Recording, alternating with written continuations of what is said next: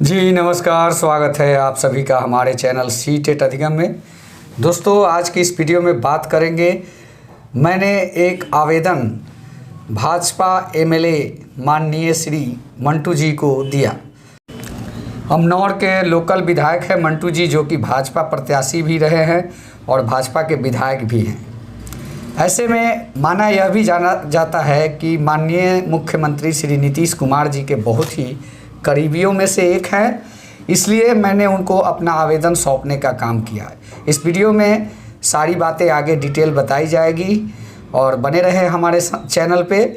सारी बातें जानने के लिए पूरी वीडियो को देखना ज़रूरी होगा, तभी जाके आपको सारी बातें समझ में आएगी। तो दोस्तों, वीडियो में आगे बढ़ेंगे इससे पहले आप हमारे चैनल पे अगर नए हैं या फिर चैनल को सब्सक्राइब नहीं किए हैं तो प्लीज़ हमारे चैनल को सब्सक्राइब कर ले और बगल में बेल आइकन का बटन जो है उसको दबा के ऑल पे क्लिक कर दे, ताकि आने वाली सभी वीडियो का नोटिफिकेशन आपको सबसे पहले मिले। तो चलिए वीडियो की शुरुआत करते हैं। जी हाँ दोस्तों, माननीय विधायक जी जो भाजपा के विधायक हैं मंटू जी, व्यक्तित्व के बहुत ही अच्छे व्यक्ति हैं। ज़मीनी नेता के तौर पे उन्होंने अपना राजनीतिक शुरुआत किया था, मुखिया भी रहे, उसके बाद विधायक का चुनाव लड़े। उनका जो कार्यकाल रहा बहुत ही सराहनीय रहा मुखिया पद प्रत्याशी के रूप में, इसलिए उनको विधायक के लिए लोगों ने फोर्स करके विधायक बनाया। हालांकि आज नीतीश जी के सबसे करीबी में से एक माने जाते हैं, इसलिए मैंने उनको ज़्यादा फोकस किया कि अपना आवेदन उनको सौंपा जाए। उस आवेदन में मैंने 7वें चरण नोटिफिकेशन को लेकर बहुत सारी चीज़ों को मेंशन किया था कि शिक्षा मंत्री जी से हम लोग मिले, आश्वासन मिला कि जल्द ही होगी, तुरंत ही होगी। ये सारी बातें मैंने उसमें मेंशन किया और पूछा, यह भी पूछने का कोशिश किया कि सर जल्द और तुरंत का मतलब क्या होता है। जल्द आपको ज्ञात होना चाहिए कि दिसंबर 2019 में हम लोग पास हैं और उसके बाद आज तक जल्द और जल्दी का प्रक्रिया चल ही रहा है और कभी तक वो जल्द वाली बात ख़त्म नहीं हुई। आज भी वही चीज़ है, आज भी आश्वासन ही दिया जाता है, कभी मार्च कहा जाता है, कभी अप्रैल कहा जाता है। तब रही बात कि उनका यह कहना था कि आप इसको एक रिटन में हमको लिख के दीजिए, हम इसको अपने पैड पे लिख के और आगे इसको हम बढ़ा देंगे। हो सकता है कि हम जब जाएं और नीतीश जी से मुलाकात हो तो उनके हाथों में ही हम देंगे और इस पर चर्चा करेंगे कि आप लोगों की नियुक्ति प्रक्रिया जल्द से जल्द स्टार्ट की जाए। हालांकि उनका भी मानना था यही कि अभी तो फ़िलहाल चल ही रहा है, इसमें तो कहना उचित नहीं होगा, लेकिन ये 14-15 तारीख आने दीजिए। इससे पहले हमको विधानसभा भी जाना है और मुलाकात होनी ही है। हम उनसे अपनी सारी बातों को कहेंगे। अगर आपको कोई दिक्कत लगता हो तो जब भी पटना आइए, हमारे आवास पे आइए, नंबर ले लीजिए। मैंने उनका नंबर भी लिया, उन्होंने बहुत अच्छा रिस्पांस दिया इस चीज़ का कि आप आइए, आप लोग हमारे लोकल बच्चे हैं और आप लोग के साथ हम नाइंसाफ़ी होने ही नहीं देंगे।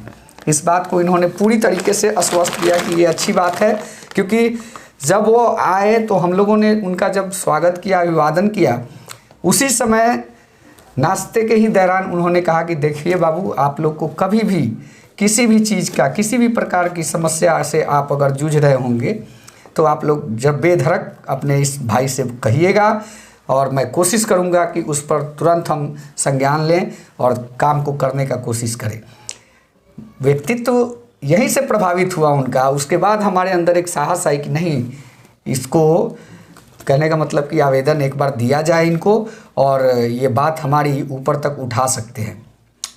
तो आप लोग देख ही रहे होंगे जो आवेदन हमने उनको दिया। हालांकि हमने वीडियो नहीं बना सका, जिसका मुख्य कारण है कि हम उनके बगल में ही थे और बहुत सारे लोग जो है फ़ोटो खुद का, मेरा कैमरा मोबाइल का 1-2 फ़ोटो दूसरे ने लिया, मैंने लिया ही नहीं, क्योंकि उनको चाय पानी नाश्ता सब हम ही करा रहे थे।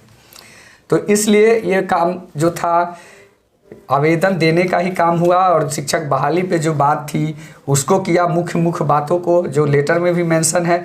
और हाँ, उसमें एक जगह हमने ये गलती कर दिया कि प्राथमिक शिक्षक को 7वें चरण में, मतलब कि 7वें चरण में मेंशन करना भूल गया।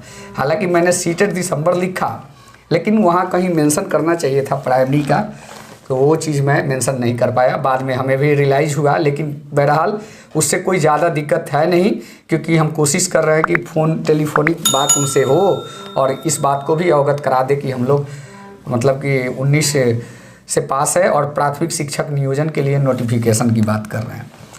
तो इसलिए उनके तरफ से जो एक बड़ी आश्वासन मिली और ये कहीं ना कहीं फ़ायदेमंद साबित होगी, जहाँ तक हमें लगता है कि पार्टी के सबसे करीबी लोगों में से हैं, मुख्यमंत्री के करीबी लोगों में से हैं, और जहाँ तक है व्यक्तित्व के चलते ही उनको पहचाना जाता है, नाम से नहीं, उनके काम के वजह से उनको पहचाना जाता है। इस चीज़ को रियलाइज़ हम लोग करते हैं क्योंकि हमारे बगल के जो अनुमंडल है उसी अनुमंडल के वो विधायक हैं। आने का मकसद उनका यही था कि हमारे कुछ नौजवानों ने उनके बर्थडे पर उनका केक काटा और फ़ोटो फेसबुक में अपलोड कर दिया, तो वो देख के वो खुश हो गए और उसी समय उन्होंने कमेंट में ही वादा कर दिया कि आप लोग से हम मिलना चाहते हैं। तो ऐसे व्यक्ति जो कि एक वीडियो फुटेज देख के इतना खुश होता है, तो समझिए कि वो आदमी कैसा है, एकदम आदमी हीरा है, हीरा। कल ही हमको ये रियलाइज़ हुआ कि आदमी बहुत बढ़िया आदमी है और उन्होंने जो आश्वासन दिया आपके शिक्षक बहाली के लिए, बहुत बड़ी बात उन्होंने कही कि शिक्षक बहाली में आप लोग को शामिल 7वें चरण में जल्द हम कराने की पूरी कोशिश करेंगे और जल्द ही होगा। ये जैसे ही हम विधानसभा सत्र के लिए जाएंगे इस बात को उठाएंगे और लेटर भी हम देंगे। एक बार और भी मैं बोला उनसे कि हम लोग शिक्षा मंत्री जी के आवास पर भी मिले हैं, कि शिक्षा मंत्री से भी बातें हुई थी, तो उनका भी वही कहना है जल्द वाली बात। तो सर ये जल्द की बात पूछी जाए कि जल्द मतलब कब तक, एक डेट बता दिया जाए, बस डेट सुनिश्चित हो जाए, तारीख सुनिश्चित हो जाए तो थोड़ा हम लोग को संतुष्टि मिलेगा। इसी प्रकार की बातों को मैंने कहा, उन्होंने इस चीज़ को समझा भी और कहा भी कि क्यों डेट नहीं बताया जा रहा है। तो हमने कहा कि हाँ सर डेट तो क्लियर नहीं किया जा रहा है। तो बोले ठीक है, डेट नहीं क्लियर किया जा रहा है तो उससे कोई बड़ी बात नहीं है, हम इस चीज़ को क्लियर करा लेंगे और इस पर हम ऊपर बात करते हैं आखिर कहाँ पे प्रॉब्लम है और आप लोग का काम जल्द से जल्द हमारे द्वारा कराने की कोशिश की जाएगी। तो विधायक जी का कहना भी सही था, क्योंकि वो उस डिपार्टमेंट में नहीं है, एमएलए हैं, कोई मंत्री पद भी नहीं मिला है, इसलिए ये बात उन्होंने कही कि नहीं जैसे ही होता है हम जल्द कराएंगे।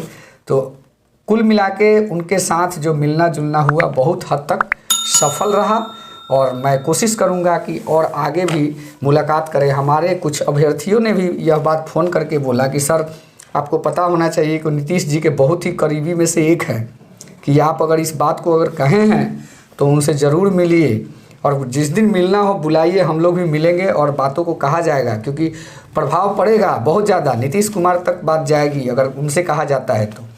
इसलिए मुझे भी खुशी हुई कि चलो कम से कम ऐसे लोग को एक बार आवेदन दिया गया जो वहाँ तक हमारी बात को पहुँचा सकता है। तो दोस्तों आज का वीडियो बनाने का मकसद यही था, और वीडियो अच्छा लगे तो प्लीज़ चैनल को भी सब्सक्राइब कीजिएगा, लाइक कीजिएगा। हम प्रयासरत हैं कि यह नियोजन प्रक्रिया 7वें चरण में जल्द आए और जल्द से जल्द सभी व्यक्तियों का, जितने भी हमारे साथी हैं 19 से 21 के, उस सबकी नौकरी सुनिश्चित हो गए। इसलिए चैनल को ज़रूर से ज़रूर सब्सक्राइब करें, लाइक करें, कमेंट करें। धन्यवाद। जय हिंद, वंदे मातरम।